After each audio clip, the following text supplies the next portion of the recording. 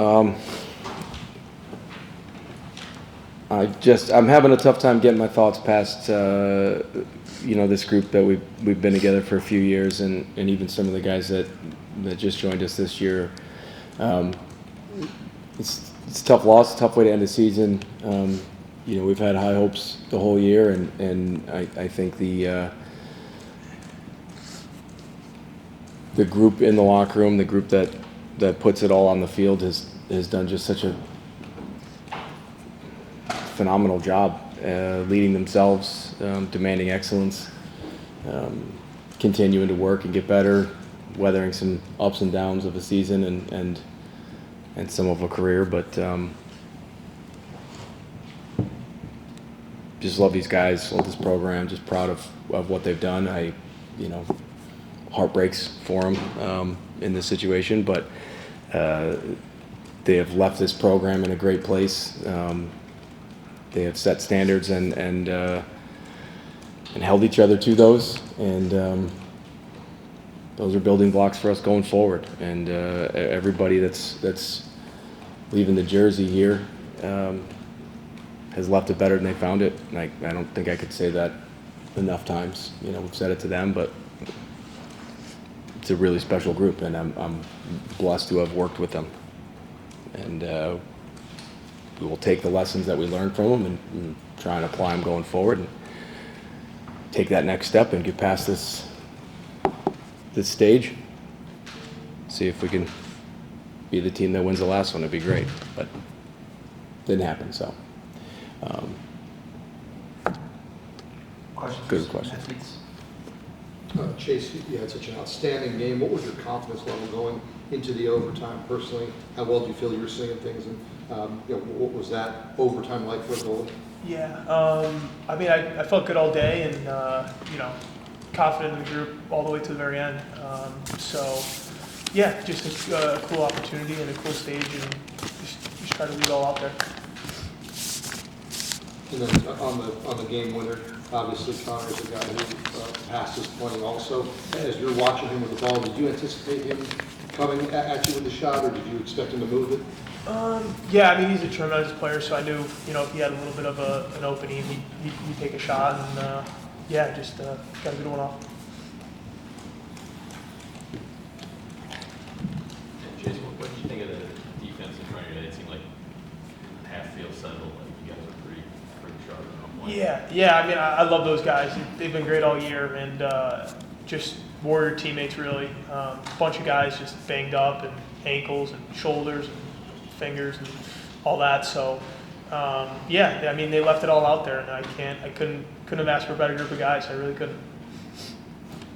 Jacob, the offense scored 10 goals in the first 3 quarters. Did Virginia do anything differently in the fourth quarter? I don't think they did anything necessarily different. I think, we had limited possessions in the fourth quarter, and we didn't take advantage of them. They did a great job of just clamping down when crunch time came. And, credit to them. They played well. We can also take questions from Coach, too. Coach, in terms of the turnovers, kind of helped offset some things for them.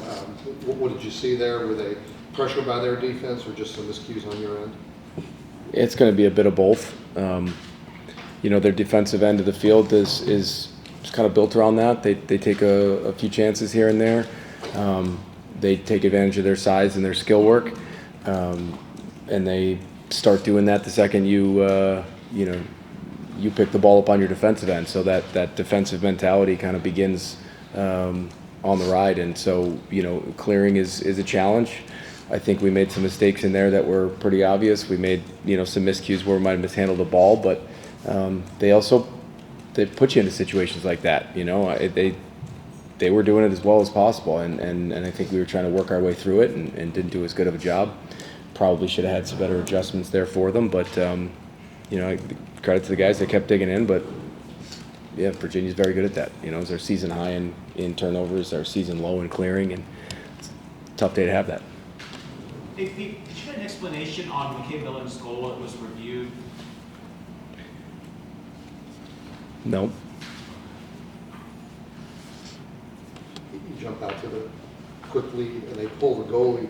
What was your scouting report, if any, on their backup? I know they've used him some, and he's a big recruit as well. He's a good goalie. You got to shoot the good spots. I mean, I think a goalie scout is going to be pretty generic, to be honest with you. I don't think there's a whole lot of real specific things you're going to tell your guys. You're just trying to get good shots off. And when you get good shots off, some guys can be real specific where they put it. But in general, you know, there's going to be a few, you know, fundamental things, positional things that impact it. But it doesn't really come into play as much as people probably imagine. It's more important to get better shots. And if you're doing that, you're probably going to get some good looks at the net, and sometimes in those scenarios there's a big difference between how you shoot certain goalies, but I don't think it's more important than what your offense generates. Pete, may I ask you, the defense without Martin, how different was it? You know, we've been going pretty deep in that group, and so like all those guys were, you know, used to playing. You know, we get them in there. We trust them all. Having one of your best players out is always tough. You know, he's a leader. He's a voice. We got confidence in him. I don't know if it made a difference systematically. We're going to play the same way. It just, you know, it's tough when you take one of your best players off the field. So, you know, it hurt us. It's a challenge, but I think our guys just accept that next man is up, and we got to keep attacking the way we do things. Coach, what did you see on the game winner from Schellenberger? And how tough a challenge is that when he is such a good feeder as well? Yeah, he made a good move, and he turned top side. It was, you know, I think, you know, we did a pretty good job with him most of the day. I was proud of the effort. He's as dynamic of a player as there is, with his athleticism, his feeding ability, and then turning corners and getting shots off. So, you know, made a good play. Any other questions? Thanks, guys.